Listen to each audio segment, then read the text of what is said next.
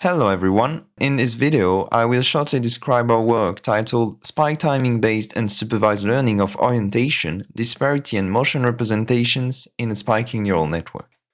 We developed a fully spiking neural network that learns efficient visual representations without supervision and fits directly on the outputs of event-based cameras.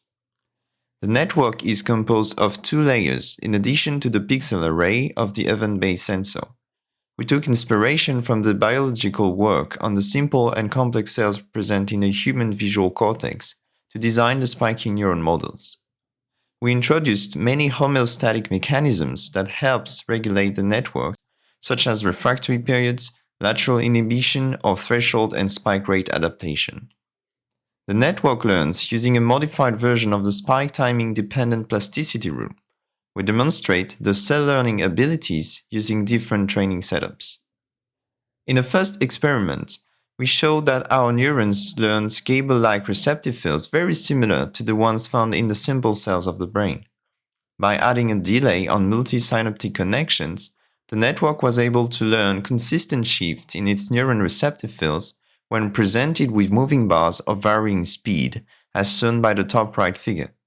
Similarly, using a stereoscopic event video of moving bars from varying disparities also induces a consistent shift in the receptive fields, as shown in the bottom right figure.